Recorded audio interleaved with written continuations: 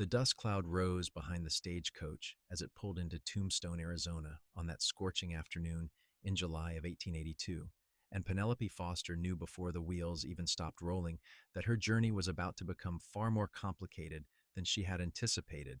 She clutched her worn leather satchel against her chest, feeling the weight of everything she owned pressing against her ribs as she stepped forward from the shade of the general store's awning. The driver, a grizzled man with tobacco-stained whiskers and suspicious eyes, looked her up and down with undisguised contempt as she approached the coach. "I need passage to Benson," Penelope said, keeping her voice steady despite the way her heart hammered against her breastbone. She had traveled alone from St. Louis over the past 3 weeks, and every mile had taught her that showing fear in this harsh land was the fastest way to invite trouble. The driver spat a stream of brown tobacco juice into the dirt near her feet.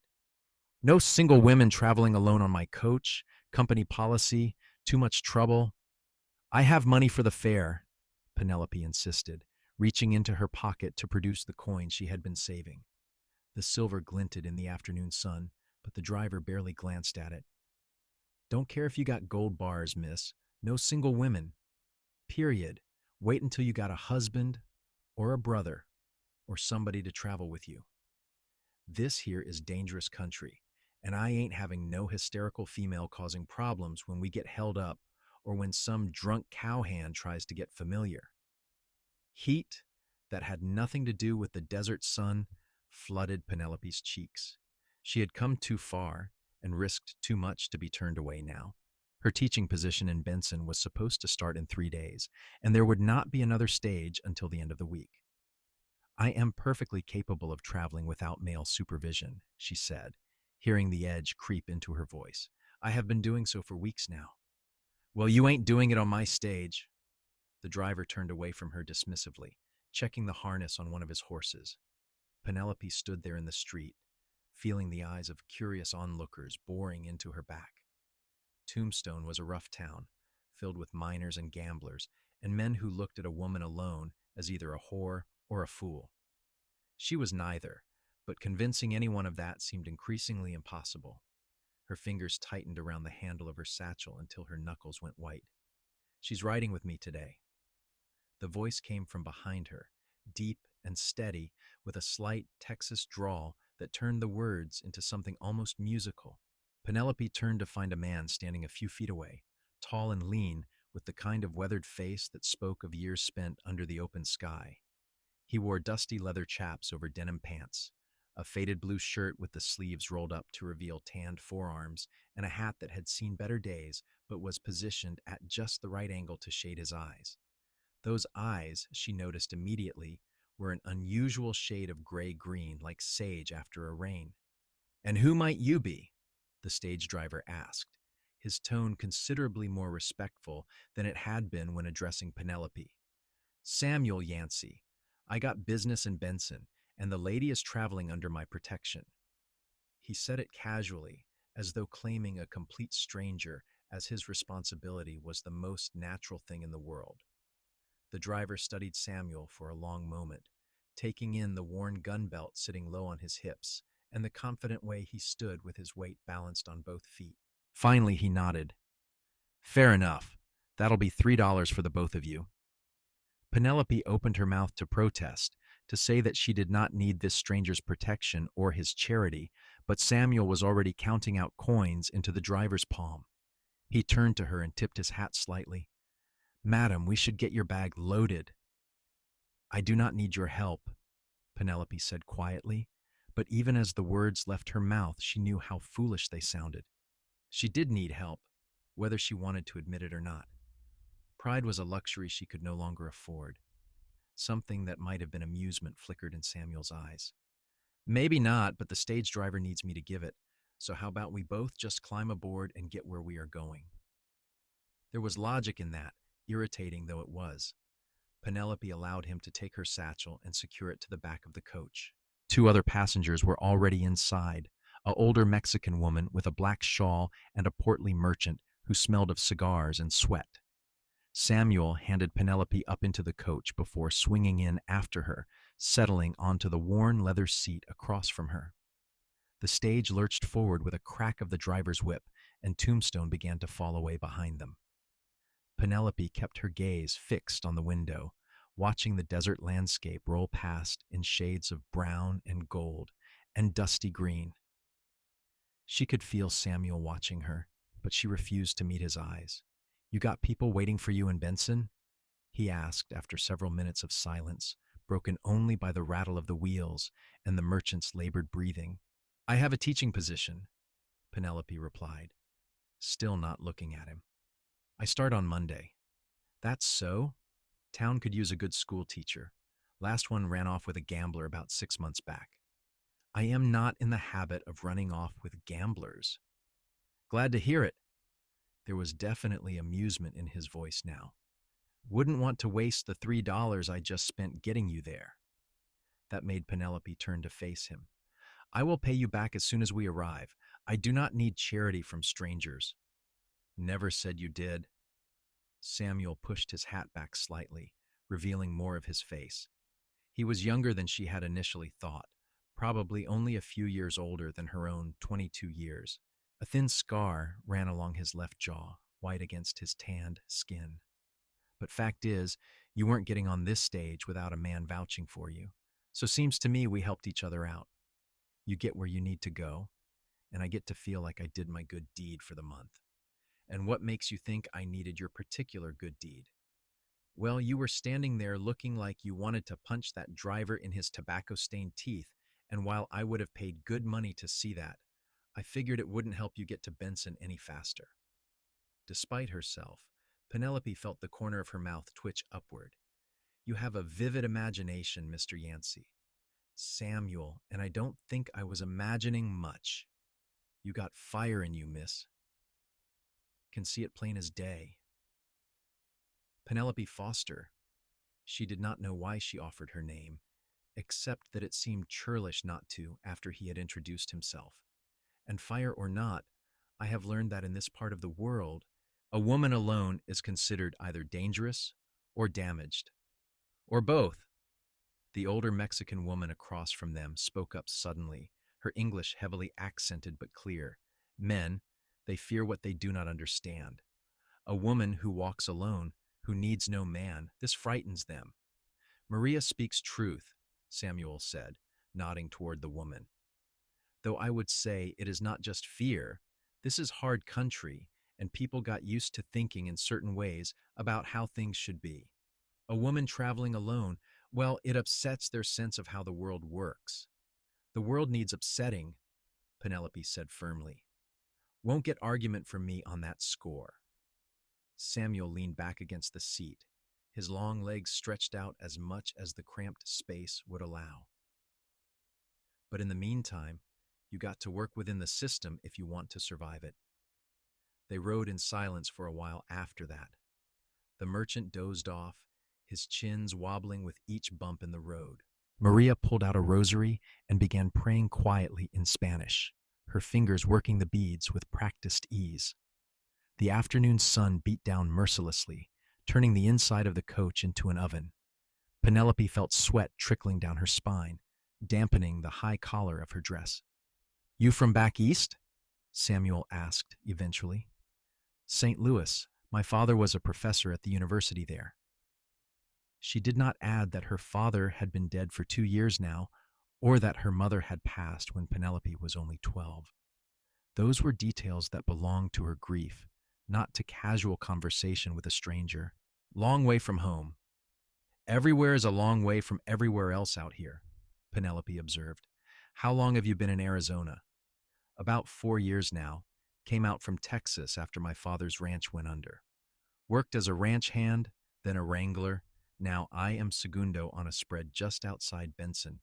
It is good work, honest work." "Segundo?" "Second in command. Just below the foreman. Means I get to tell other men what to do, but I also got somebody telling me what to do, so it evens out."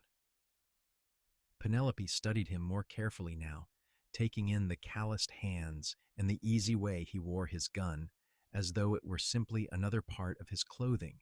"You do not seem like a man who enjoys being told what to do." "Nobody enjoys it, but that is life.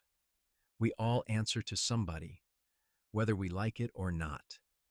He met her gaze directly, and she saw intelligence there, along with something else, something that looked almost like loneliness. What made you come out west? Teaching jobs back in St. Louis not good enough? I wanted to go somewhere I could make a difference. It was the answer she had given herself 1,000 times, but saying it out loud to Samuel made it sound naive, almost childish.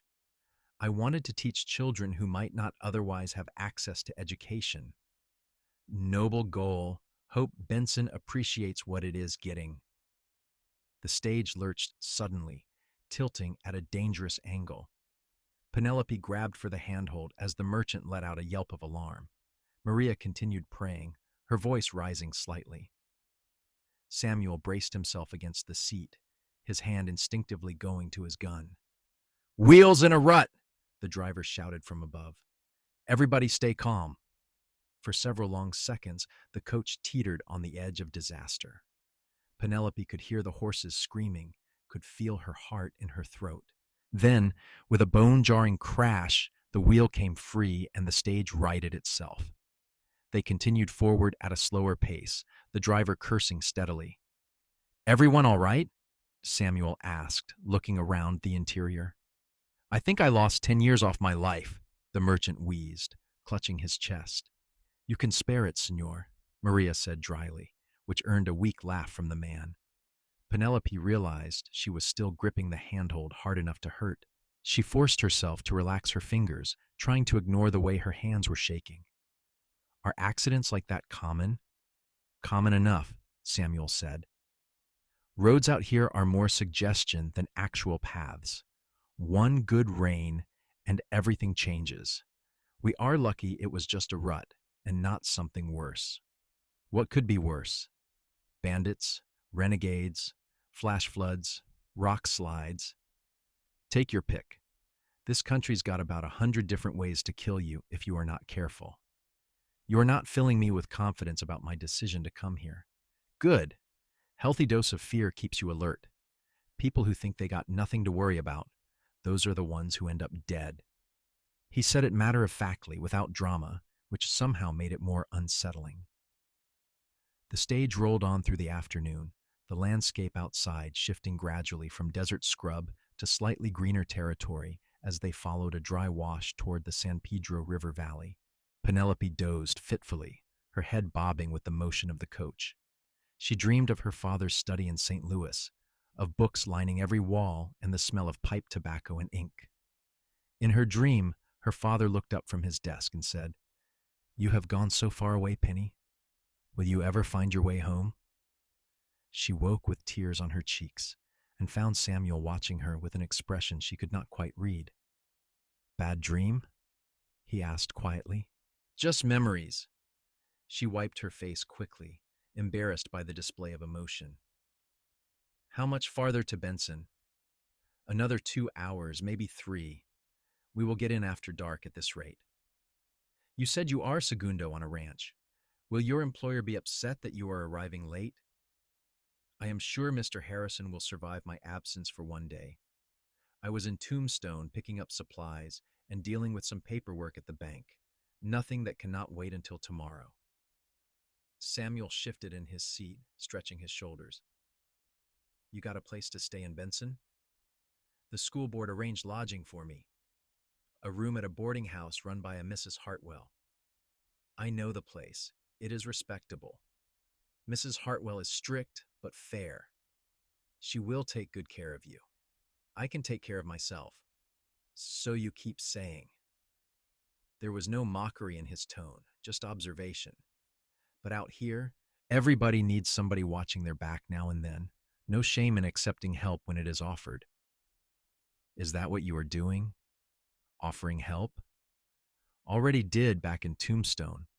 Now I am just making conversation to pass the time." He smiled slightly, and it transformed his face, making him look younger and less guarded. "Unless you would rather sit in silence for the next few hours." Penelope considered this. The truth was she enjoyed talking to him, despite her initial irritation at needing his intervention.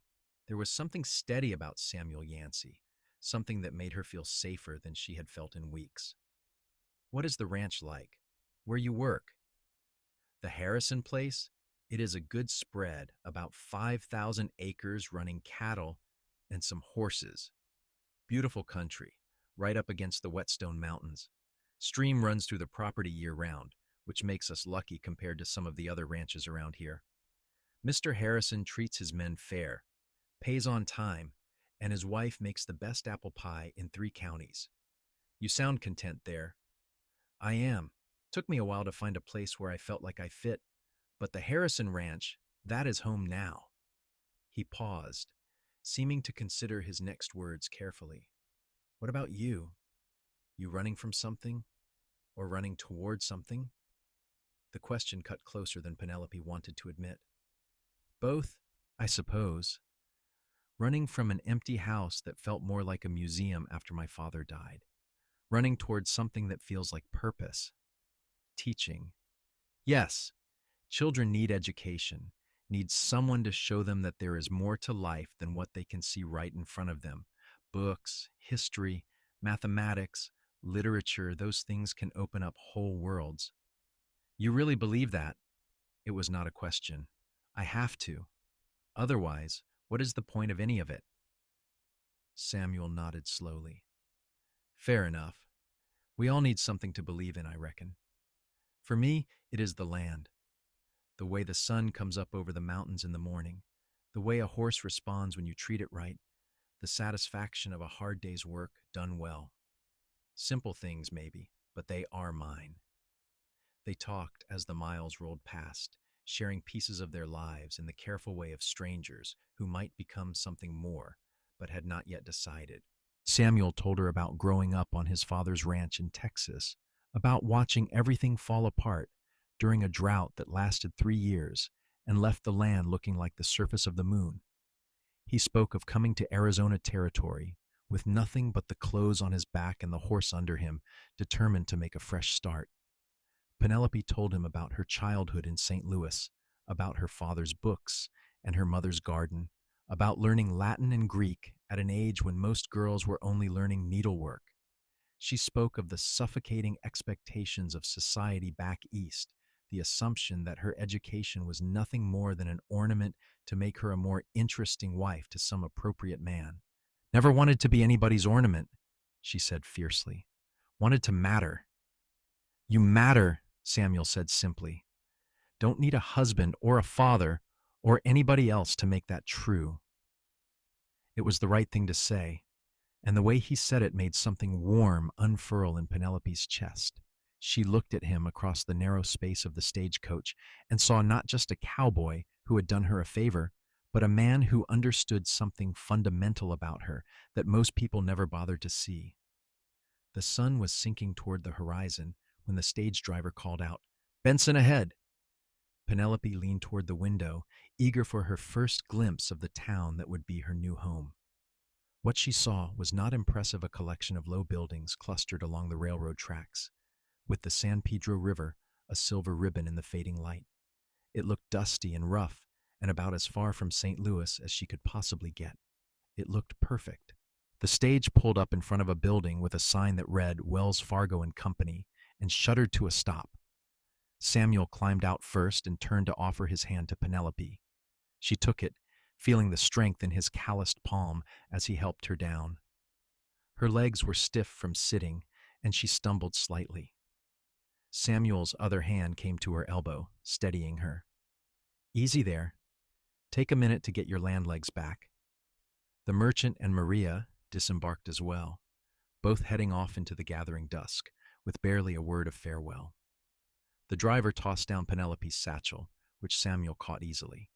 He set it down at her feet, and then stood there, hat in his hands, looking suddenly uncertain. Mrs. Hartwell's boarding house is just down the street, he said, gesturing vaguely. I can walk you there if you like. You have done enough already, Mr. Yancey. Samuel, I can find my own way.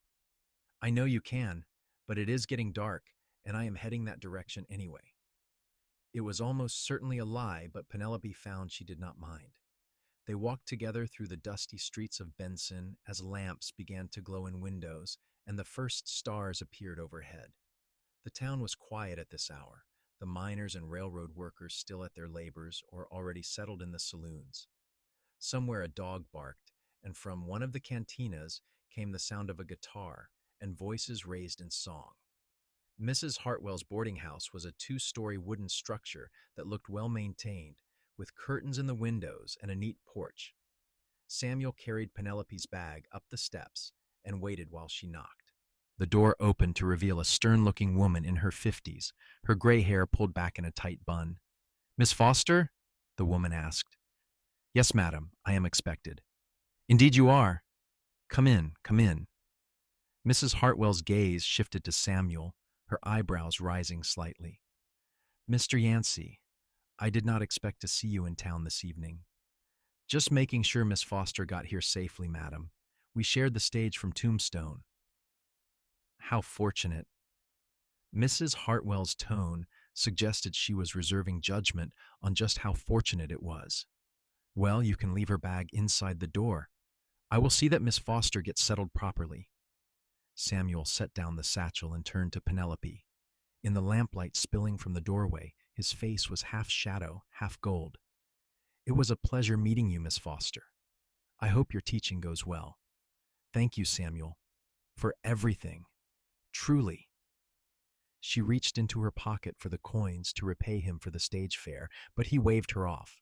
"Consider it a welcome gift to Benson. Maybe I will see you around town sometime." "Maybe you will." He tipped his hat to both women and headed back down the steps, his spurs chiming softly with each step. Penelope watched until he disappeared into the darkness, feeling an odd sense of loss. "Come along, Miss Foster," Mrs. Hartwell said briskly. "You must be exhausted from your journey. Let me show you to your room, and then we will discuss the house rules." The room was small but clean, with a narrow bed, a washstand, and a window that looked out over the street.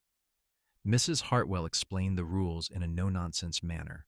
No male visitors above the first floor. No loud noises after 9 in the evening. Breakfast at 7 and supper at 6, and church attendance was strongly encouraged, though not required. Penelope agreed to everything, too tired to do more than nod. After Mrs. Hartwell left, Penelope sank onto the bed and let out a long breath. She had made it. Against all odds and despite countless obstacles, she had traveled across half the country and arrived at her destination. She should feel triumphant, or at least relieved. Instead, she felt strangely hollow, and she could not stop thinking about a cowboy with sage-colored eyes who had appeared out of nowhere to help her when she needed it most. The next morning dawned bright and hot. Penelope dressed carefully in her best teaching dress, a practical navy blue with white collar and cuffs, and pinned her dark blonde hair into a neat bun. Mrs. Hartwell served breakfast in a dining room where 3 other boarders were already eating: a young clerk from the railroad office, an older prospector who spoke very little, and a widow woman who taught piano lessons. "You are the new school teacher," the widow, who introduced herself as Mrs. Brennan, said with interest. "The children will be so excited. They have been without proper instruction for months." "I am looking forward to meeting them," Penelope replied. "Can you tell me where the school is located?" "Just past the church on the north end of town. You cannot miss it. Mr. Thornton, the head of the school board, said he would meet you there at 9 o'clock this morning to give you the keys and go over everything." Penelope finished her breakfast quickly and set out through the town. Benson, in the morning light, looked more substantial than it had the evening before. She could see the railroad depot with its water tower, several mercantile stores, a bank, 3 saloons, a church with a white steeple, and various other businesses. Men on horseback rode past, tipping their hats. Women with shopping baskets nodded greetings. It felt more civilized than she had expected, though she could see the rougher elements lurking at the edges, the saloons with their painted signs, the men lounging in doorways with guns on their hips, the occasional sound of shouting or breaking glass. The school was a single-room building made of adobe with a wooden shingle roof. It sat in a dusty yard with a few scraggly trees that provided minimal shade. Penelope's heart sank a little at the sight of it. She had known not to expect anything grand, but somehow seeing the reality of where she would spend her days made everything feel more daunting. A portly man in a suit was waiting on the steps. He rose as Penelope approached, removing his hat to reveal a balding pate glistening with sweat. "Miss Foster? I am Harold Thornton, head of the school board. Welcome to Benson." "Thank you, Mr. Thornton. I am eager to begin." "Excellent, excellent. Let me show you around, though I am afraid there is not much to show." The interior of the school was as humble as the exterior rough wooden benches for the students, a teacher's desk that wobbled when Penelope touched it, a blackboard on one wall that had seen better days, and shelves that held perhaps 2 dozen books, all of them worn and outdated. A pot-bellied stove in the corner would provide heat in the winter. "We have about 20 students enrolled," Mr. Thornton explained, consulting a paper he pulled from his pocket.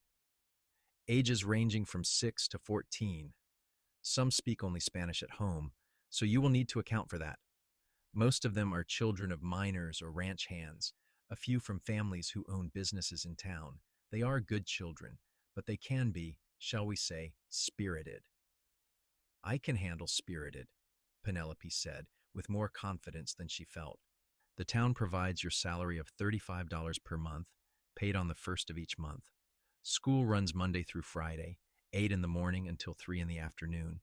You are responsible for teaching reading, writing, arithmetic, history, and geography. Music and art if you feel so inclined and have time." Mr. Thornton mopped his forehead with a handkerchief. "Any questions? When do I start?" "Tomorrow, if you are ready. Word has already spread that you are here. I expect you will have a full house." After Mr. Thornton left, Penelope spent several hours cleaning the schoolroom, sweeping out dust and cobwebs, organizing the few books by subject and difficulty level, and trying to make the space feel more welcoming.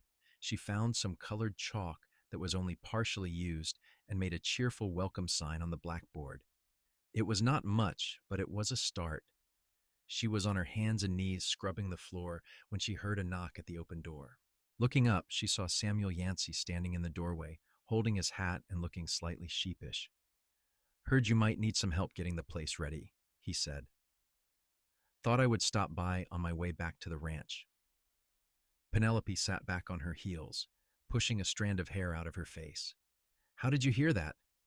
"Small town. Word travels fast. Also, I might have asked Mrs. Brennan this morning when I was picking up some supplies. You were checking on me." She should have been annoyed, but instead she felt a flutter of pleasure. "Making sure you settled in all right. That is different." He stepped inside, looking around at the schoolroom with interest. "This takes me back. I went to a school a lot like this when I was a boy. Miss Henderson was the teacher. She used to rap my knuckles with a ruler when I got my sums wrong. I will try to avoid that particular teaching method," Penelope said dryly. She got to her feet, brushing dust from her skirt. "Though I suppose there are some who swear by it. Not with these kids. They need someone who believes in them, not someone who treats them like they are already lost causes." Samuel set his hat on one of the benches. "What can I do to help?" "You do not have to." "I know I do not have to. I am offering. Let me help." There was something in his voice, a quiet insistence that made Penelope relent. "The bookshelves need to be reinforced. They are listing to one side, and I am afraid they will collapse if I put any weight on them." "I can fix that. Got some tools in my saddlebag."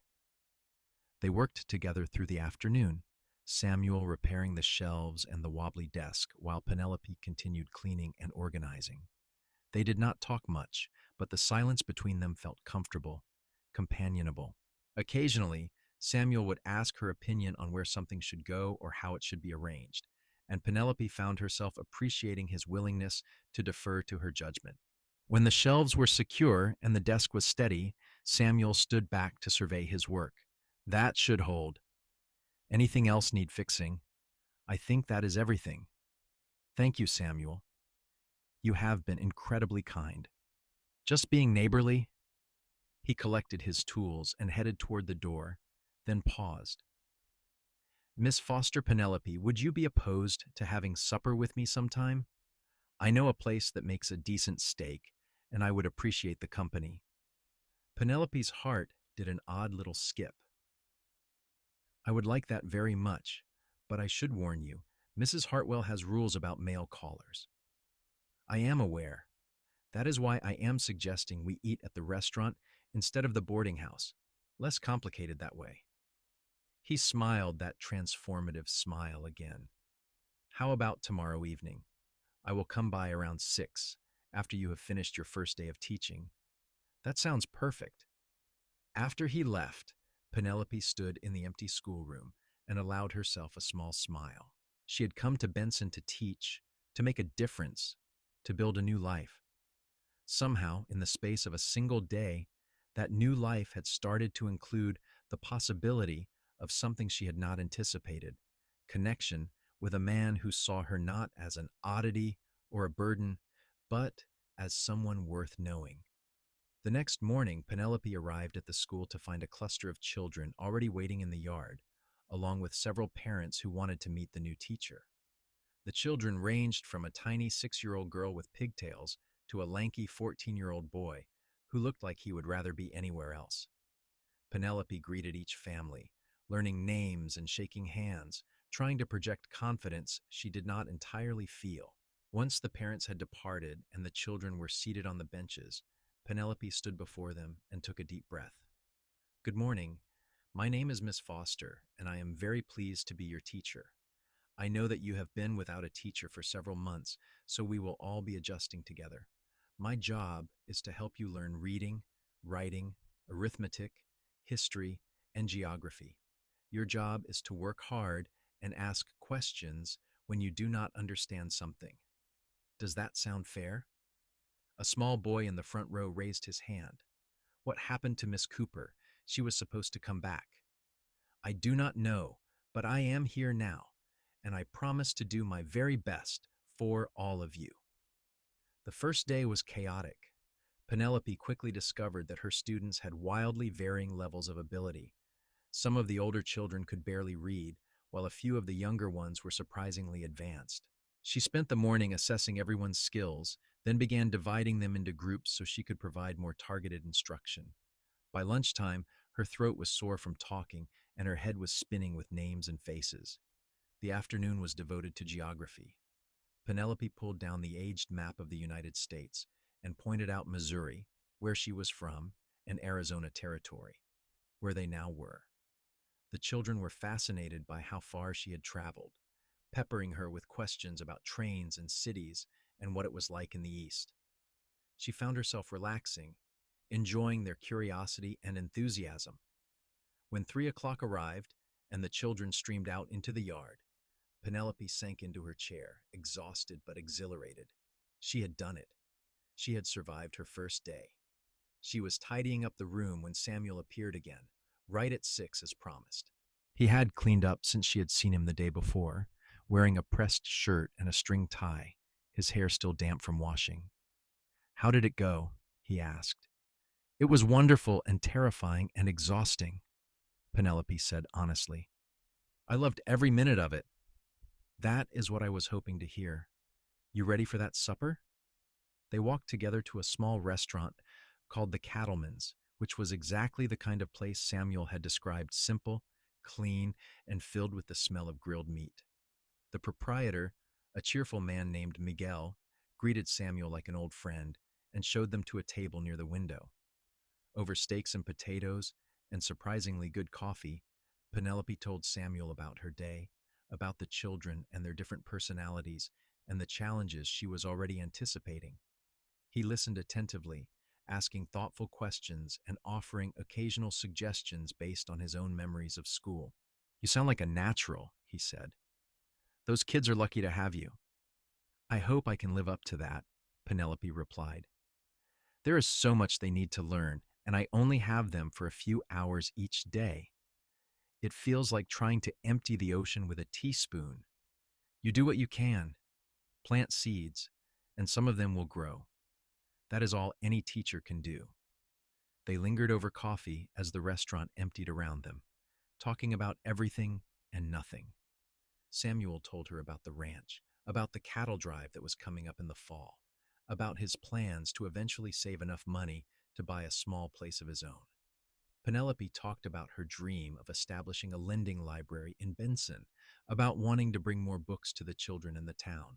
You are already planning how to expand, Samuel observed. You only been here 2 days. If you are not moving forward, you are moving backward. My father used to say that. Sounds like a wise man. He was. Penelope's voice softened. I miss him every day. He would have loved seeing me teach.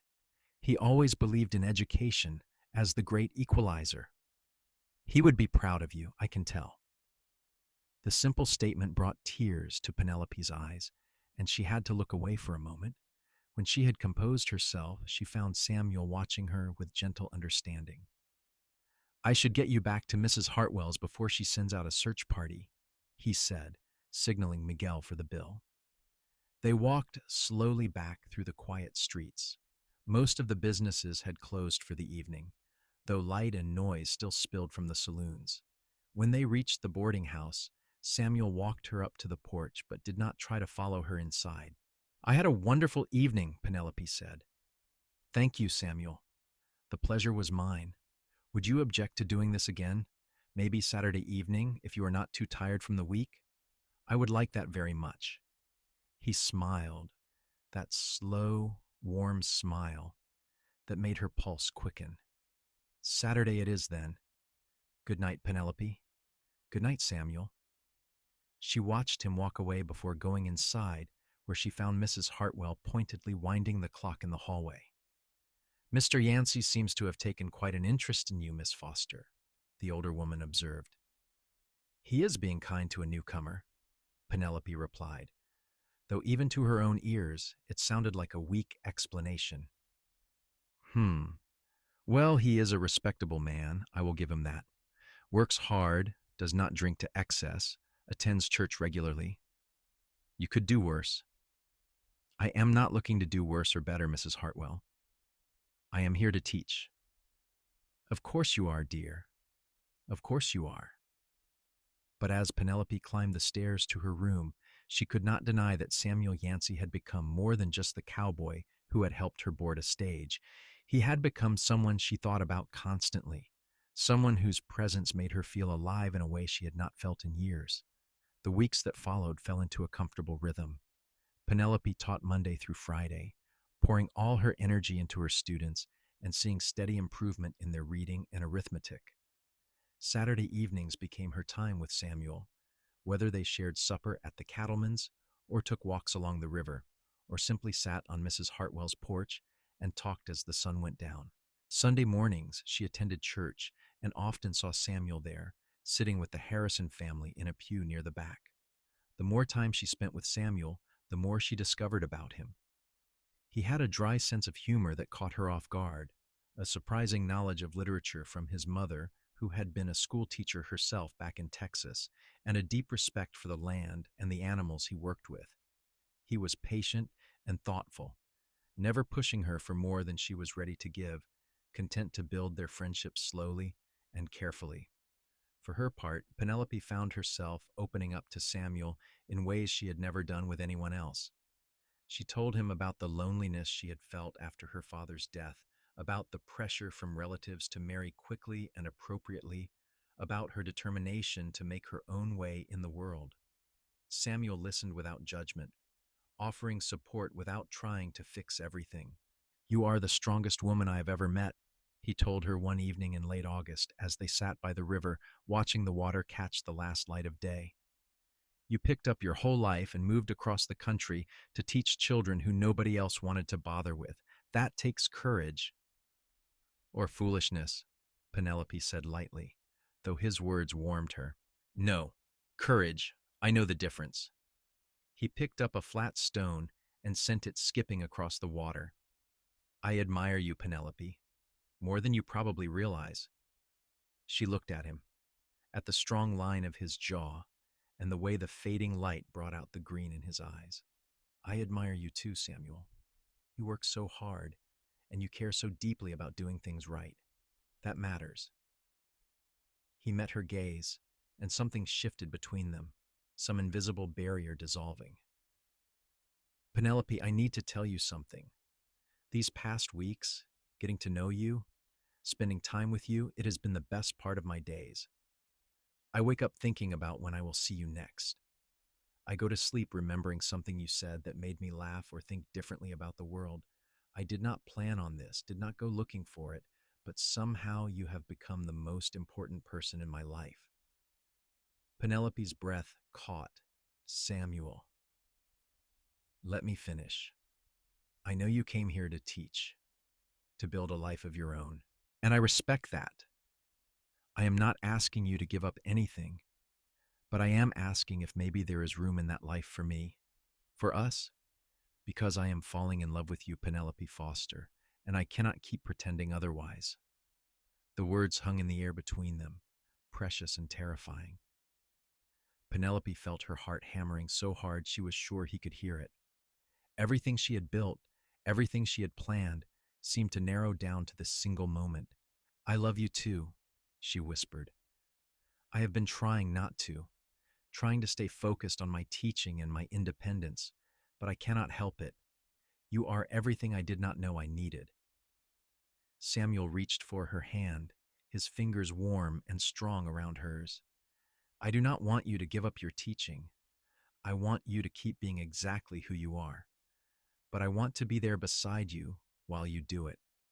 I want to build something with you, Penelope. A life together. We have only known each other for 2 months, she said, even as her heart was shouting, yes, yes, yes. I know. And if you need more time, I will wait. I will wait as long as you need. But out here, time is different. Life is uncertain. When you find something real, you hold on to it. Penelope thought about the journey that had brought her to this moment, the long train rides, the dusty stage, the driver who would not let her board alone, and the cowboy who had stepped forward to say she was riding with him. It had all led to this, to sitting by a river in Arizona territory with a man who saw her, truly saw her, and loved her anyway, or perhaps loved her because of what he saw.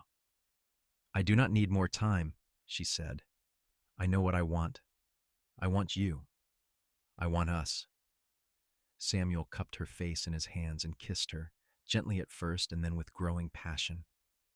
Penelope felt something inside her unfold like a flower opening to the sun. This was right. This was real. This was the future she had been moving toward without even knowing it. When they finally pulled apart, both breathing hard, Samuel rested his forehead against hers. Will you marry me, Penelope?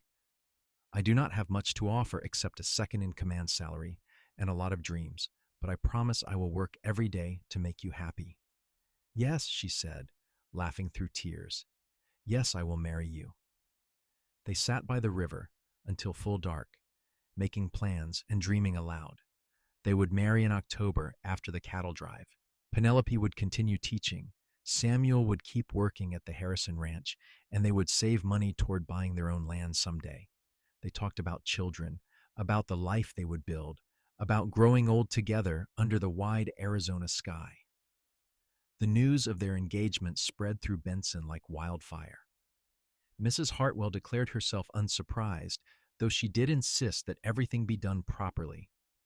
The Harrisons invited Penelope to the ranch for Sunday dinner, and she met Samuel's employer and his wife, who welcomed her warmly and told her that Samuel had been a different man since meeting her, lighter, happier, more at peace.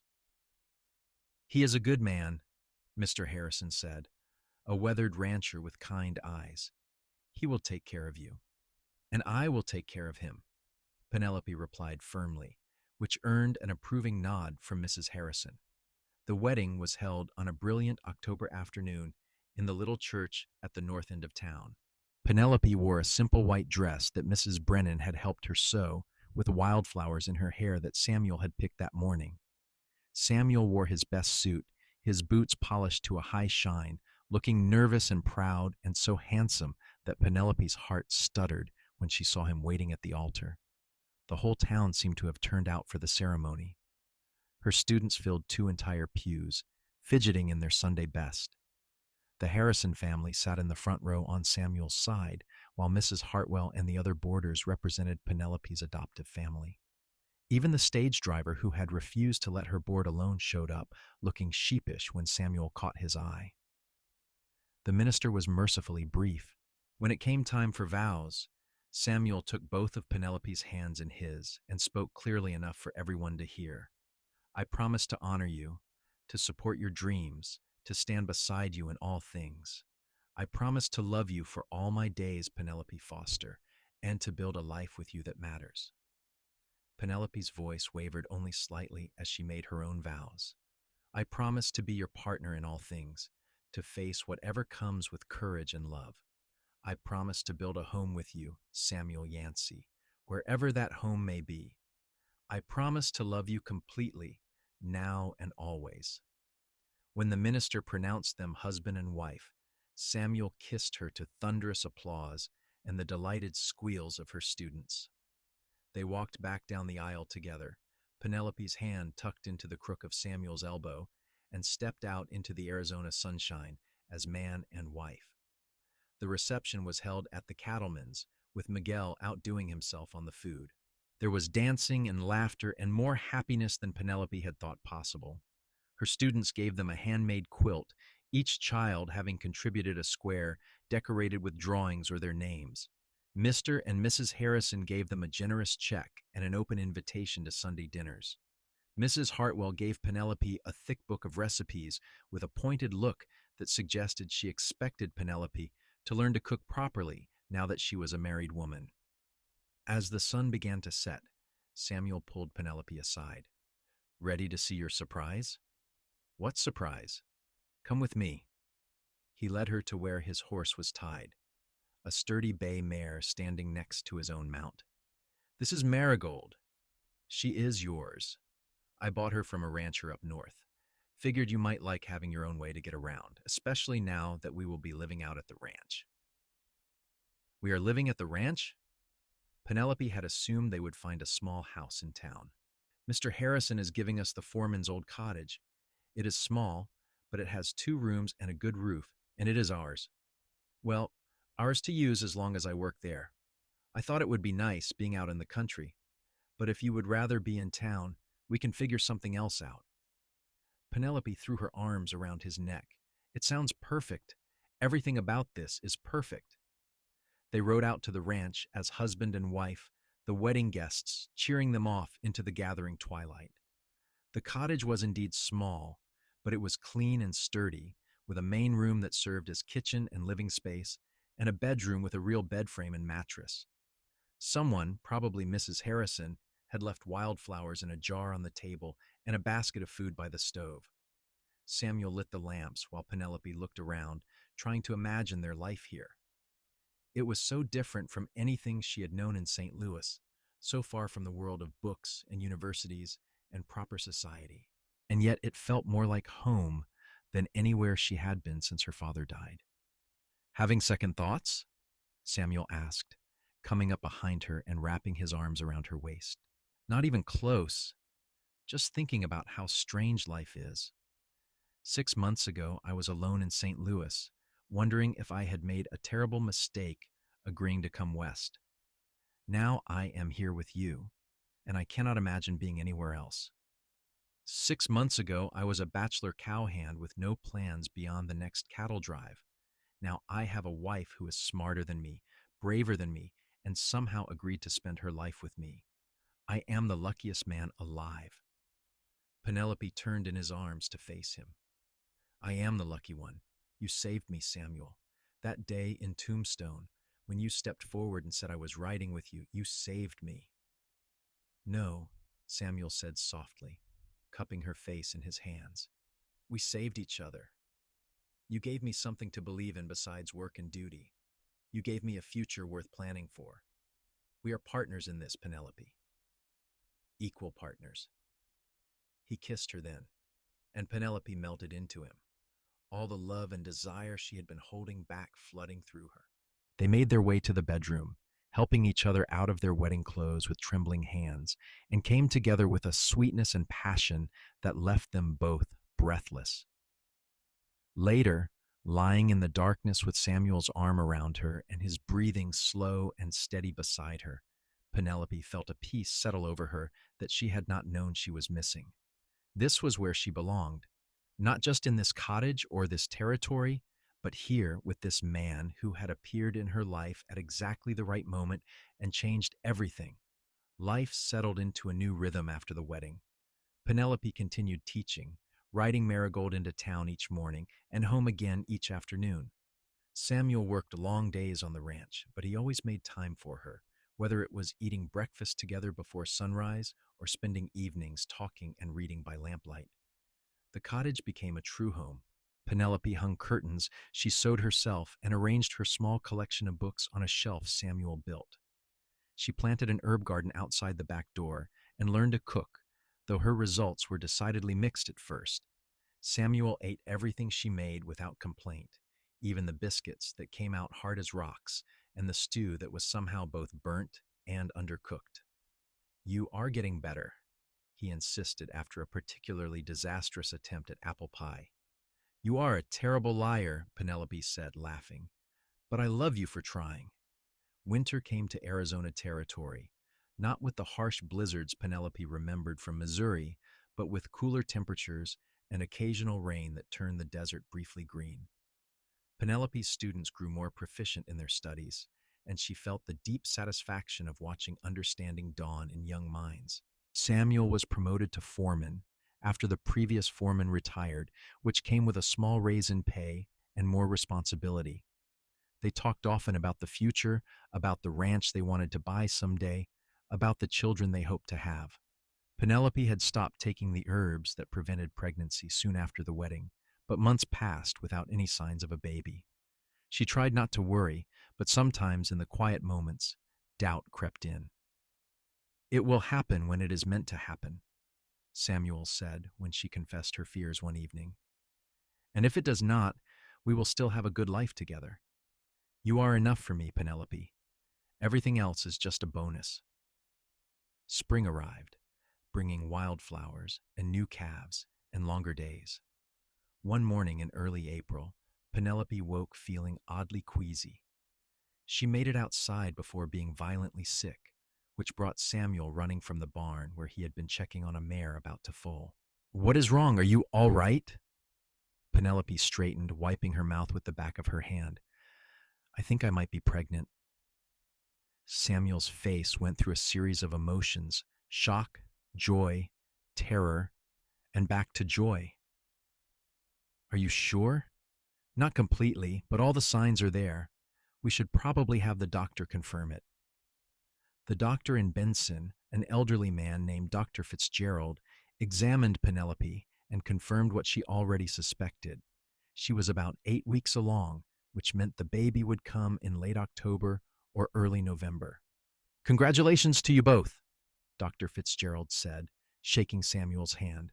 "Come see me once a month, and we will make sure everything is progressing as it should." The news seemed to make everything more real and more precious. Samuel became almost comically protective, trying to prevent Penelope from doing anything remotely strenuous. She had to firmly remind him that she was pregnant, not made of glass. "Women have been doing this for thousands of years," she said when he tried to stop her from hanging laundry. "I can handle hanging up some clothes." "I know, but what if you fall? What if something happens?" "Then we will deal with it. But wrapping me in cotton wool is not going to change anything. I am still going to teach, still going to take care of our home, still going to live my life. The baby and I will both be fine." Despite his worries, pregnancy agreed with Penelope. After the first few weeks of morning sickness passed, she felt stronger and more energetic than she had in years. Her students were delighted by the news and treated her with a combination of pride and protectiveness that she found both amusing and touching. Summer brought scorching heat and the need to close the school early in the afternoons when the adobe building became too hot for learning. Penelope spent those hours in the relative cool of the cottage, reading or sewing tiny clothes, or simply sitting in the shade watching the world go by. Samuel's dream of owning their own ranch suddenly seemed more urgent now that a child was coming. He started putting away every spare cent, talking to Mr. Harrison about which parcels of land might become available, making plans for a future that felt tantalizingly close. "I want our child to grow up on land that is ours," he said one evening, his hand resting gently on Penelope's swelling belly. "I want them to know that if you work hard and plan smart, you can build something that lasts." "We already have that," Penelope said softly. "We have each other. We have a home. We have meaningful work. Everything else is just details. Important details, though. I want to give you everything, Penelope. You and our baby. You already have." In late September, unexpected news arrived by telegram. Mr. Harrison had inherited property from a deceased cousin back east, including a ranch in New Mexico territory that he had no interest in managing himself. He offered to sell Samuel a 1,000-acre parcel of the Harrison Ranch at a significantly reduced price, with terms that would allow them to pay it off over 10 years. "It is an incredible opportunity," Samuel said, showing Penelope the paperwork.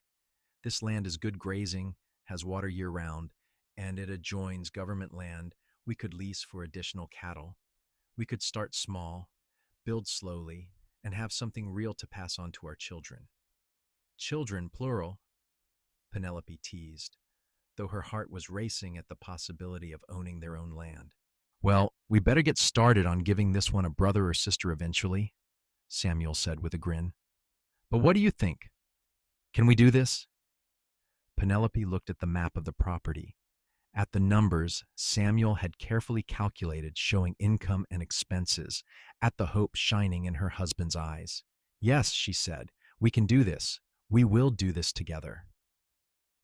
They signed the papers a week later, officially becoming landowners. The property included a small ranch house that needed work but was structurally sound, a barn, a few outbuildings, and a creek that ran through the eastern portion. Samuel gave his notice to Mr. Harrison, who insisted they stay in the cottage until after the baby arrived. "No sense moving a pregnant woman if you do not have to," Mrs. Harrison said firmly. "You will be more comfortable here, and we can help with anything you need." Penelope was grateful for the reprieve. As October arrived and she grew heavier and more uncomfortable, the thought of moving seemed overwhelming. Her teaching had become difficult. By the end of each day, her back ached and her feet were swollen. When the school board suggested she take the last few weeks before the baby's arrival off, she reluctantly agreed. The days were long and strange without her students. Penelope filled the time preparing for the baby, sewing and knitting and organizing the small pile of supplies they had accumulated. Samuel worked on their new property during the day, coming home each evening dusty and tired but excited about the progress he was making. "The house is going to be perfect," he told her. "I am fixing the windows and patching the roof and building a real kitchen for you. When we move in, it will feel like home." Penelope went into labor on a cool evening in early November. 2 weeks passed when Dr. Fitzgerald had predicted.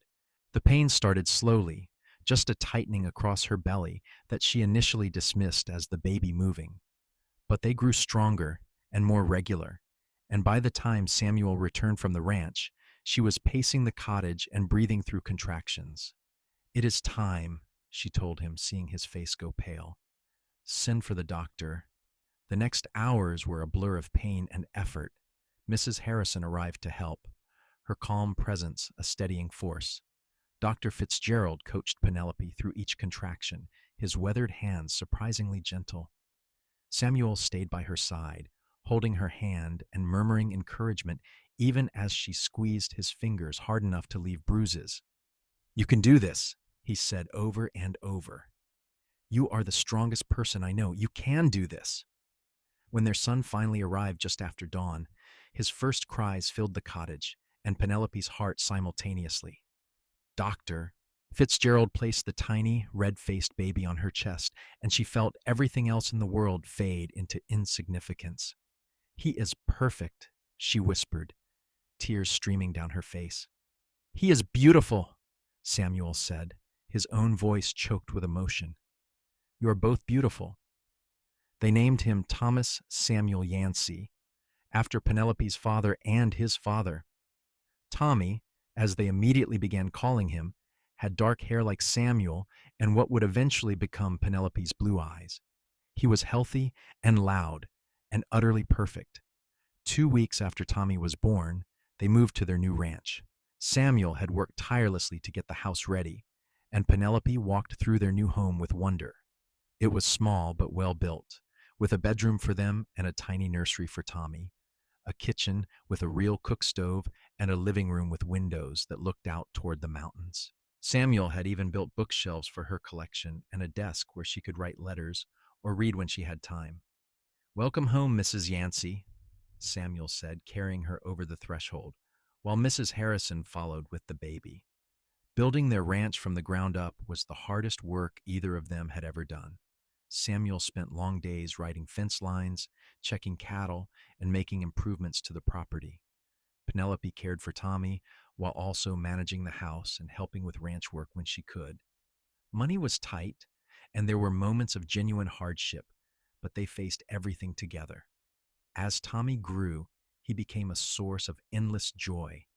His first smile, his first laugh, his first steps, each milestone felt like a miracle. Penelope returned to teaching part-time when Tommy was a year old, bringing him with her to school where he slept in a basket near her desk or played with blocks while she taught. Her students adored him, treating him like a beloved class mascot. The ranch slowly prospered. Samuel proved to be a skilled cattleman with a good eye for breeding stock. They added more acres through careful saving, bought better bulls to improve their herd, and built their reputation as honest dealers. Penelope established a small lending library in Benson, using some of their precious savings to buy books and encouraging literacy throughout the community. 3 years after Tommy was born, Penelope found herself pregnant again. This time the pregnancy was easier, and she felt more confident about what to expect. Their daughter, Rose Penelope Yancey, arrived on a spring morning when the wildflowers were in full bloom.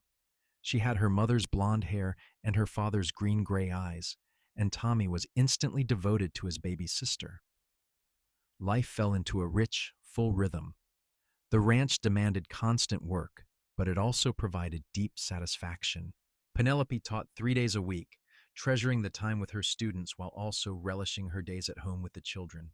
Samuel proved to be a wonderful father, patient and playful, teaching Tommy to ride and helping Rose collect wildflowers. They faced challenges, of course. A drought in 1889 nearly wiped them out, forcing them to sell off part of their herd at a loss. Rose fell seriously ill with pneumonia at age 4, and they spent a terrifying week thinking they might lose her before she finally turned the corner. Samuel broke his leg badly in 1891 when his horse fell, and Penelope had to manage the ranch alone for 2 months while he healed. But they weathered each crisis together, their love deepening with each passing year. Samuel still looked at Penelope as though she were the most remarkable thing he had ever seen. Penelope still felt her heart skip when Samuel walked in the door each evening. They still talked long into the night, sharing dreams and memories and plans for the future. In 1893, when Tommy was 11 and Rose was 8, Penelope discovered she was pregnant again. This pregnancy was harder than the others, her body older and less resilient.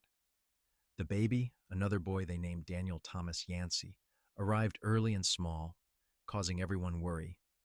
But he proved to be a fighter, growing stronger each day, and soon he was as robust as his siblings. The town of Benson grew around them, becoming more civilized with each passing year. The wildness of the early days gave way to a more settled society, though the essential character of the place remained.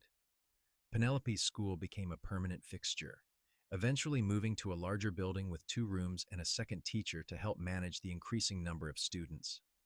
Samuel expanded the ranch until they had 3,000 acres and a herd of several hundred head of cattle. They built a larger house, a sturdy 2-story structure with enough bedrooms for each child and a library for Penelope's ever-growing collection of books. The old ranch house became quarters for the hired hands they now needed to manage the property. As the century turned and the new one began, Penelope and Samuel watched their children grow into capable young adults. Tommy, steady and serious like his father, took over more and more of the ranch management. Rose, bright and curious, went east to attend college, the first person in either of their families to do so. Daniel, the baby who had scared them so much at birth, proved to be the most adventurous of all, talking about becoming a veterinarian and traveling to study animal medicine. On a warm evening in the summer of 1905, Penelope and Samuel sat on the porch of their ranch house, watching the sun set over the mountains. Tommy was checking the northern pasture. Rose was home for the summer, inside making supper and singing to herself. Daniel was in the barn, tending to a sick calf he had adopted as a personal project. "Do you ever regret it?" Samuel asked, taking Penelope's hand in his. "Coming west, marrying a cowboy, building this life? You could have stayed in St. Louis, married someone respectable, had an easier time of it." Penelope looked at him, at the gray now threading through his dark hair, at the lines time and weather had etched into his face, at the eyes that still looked at her with wonder and love. "Not for one single second. This life, this family, it is everything I never knew I needed. That day in Tombstone, when you said I was riding with you gave me the greatest gift anyone ever could have. You gave me a partnership, an adventure, a love story. The pleasure was all mine, Mrs. Yancy. You turned an ordinary cowboy into the richest man in Arizona territory. Not in money, though we have done all right there too. Rich in all the ways that actually matter." "We have been blessed," Penelope agreed. "Against all odds, despite every obstacle, we built something beautiful." They sat in comfortable silence as the stars began to appear overhead, the same stars that had shone on them that night by the river when they first confessed their love. So much had changed since then, yet so much remained the same. They were still partners, still best friends, still deeply in love. Inside, Rose called them for supper, and they rose to join their family. As they walked into the house together, Penelope thought about the young woman who had stood in the dusty street in Tombstone, frustrated and frightened and alone. She wished she could go back and tell that woman that everything was going to be all right, better than all right. She wished she could tell her that the cowboy stepping forward to help was not just solving an immediate problem, but offering a future beyond anything she could imagine. But perhaps that young woman had known, somewhere deep inside. Perhaps that was why she had taken his hand so readily, why she had trusted him so quickly. Some things were meant to be, and all the logic and planning in the world could not compete with the simple rightness of two souls finding each other at exactly the moment they both needed it most. Years continued to pass, bringing more grandchildren and greater success. Tommy married a rancher's daughter from a neighboring spread, and they built a house on the eastern portion of the property. Rose returned from college and opened a school for girls in Tucson, passionate about education, just like her mother. Daniel did indeed become a veterinarian, traveling the territory, caring for livestock, and gaining a reputation as someone who could heal any animal. Samuel and Penelope grew old together, their love deepening into something solid and eternal. They still rode out together when they could, exploring the land they had built their life on. They still read together in the evenings, taking turns reading aloud to each other. They still talked for hours, never running out of things to say. When Samuel passed away peacefully in his sleep in 1920, at the age of 61, Penelope felt as though part of her soul had been torn away. But she carried on, knowing it was what he would have wanted. She continued teaching into her 70s, finally retiring only when her health demanded it. She spent her days surrounded by children and grandchildren and great-grandchildren, all of them testament to the love she and Samuel had built. On a spring afternoon in 1925, Penelope sat in her rocking chair on the porch, watching her great-granddaughter play in the yard. The child reminded her so much of Rose at that age, all curiosity and energy. Tommy, now a grandfather himself, sat nearby. keeping her company. "Tell me again how you and Father met," he said, as he often did. He loved the story, had heard it dozens of times, but never tired of it. Penelope smiled, her eyes distant with memory. "I was standing in the street in Tombstone, and the stage driver refused to let me board alone. I was furious, embarrassed, and more than a little scared. And then I heard your father's voice behind me, calm and sure, saying, 'She's riding with me today.' Just like that, as though it were the most natural thing in the world, as though he had been waiting his whole life to say those words. And you rode with him to Benson. I rode with him for the rest of our lives. That was the day everything changed, Tommy. That was the day I found my home, my purpose, my heart. Your father saved me that day, though I think perhaps I saved him too. We saved each other, and we built a beautiful life together. You still miss him every single day, but I am grateful for every moment we had. 53 years of marriage, 3 children, countless grandchildren, a ranch that will outlast us both. We did good work, your father and I. We built something that matters." Penelope passed away quietly in her sleep that autumn at the age of 66. Her children buried her next to Samuel on a hilltop overlooking the ranch, under the wide Arizona sky they had both loved so much. The headstone they chose was simple: Penelope Foster Yancy, 1860 1925. Beloved wife, mother, teacher, she rode bravely into the unknown. The ranch continued through the generations, and the story of how Samuel and Penelope met became family legend. Children grew up hearing about the stage driver who refused, the cowboy who stepped forward, and the love that blossomed from that single moment of courage and kindness. It became a reminder that sometimes the best things in life come from the most unexpected places, and that true partnership can overcome any obstacle. In the tiny schoolhouse that still stood in Benson, now preserved as a historical site, a plaque hung on the wall. Penelope Foster Yancey taught here from 1882 to 1920. She believed education could change lives and devoted her life to proving it. May her legacy inspire future generations. But her real legacy was not in the school or even in the ranch, impressive though those achievements were. Her real legacy was in showing that a woman alone could forge her own path, that love could bloom in the most unlikely circumstances, and that courage came in many forms. It came in boarding a stage when society said you should not. It came in accepting help from a stranger who would become your whole world. It came in building a life from nothing but faith, hard work, and devotion. The story of Samuel and Penelope became woven into the larger tapestry of the American West, one thread among millions, yet unique and precious. It was a story of two people who found each other against all odds, who chose each other every day for more than 5 decades, and who built something lasting from their love. It was a story of partnership and respect, of shared dreams and mutual support, of passion that endured long after youth faded. And it all began on a dusty afternoon in Tombstone, Arizona, in July of 1882, when a young woman needed help and a young man had the courage to offer it. "She's riding with me today," Samuel had said, and in saying those words, he changed both their lives forever. She rode with him that day, and every day after, across the miles and through the years, partners in the great adventure of life, bound together by a love that would echo through generations. Their story, like the land they loved, endured a testament to the power of courage, kindness, and the choice to build something beautiful together against all odds.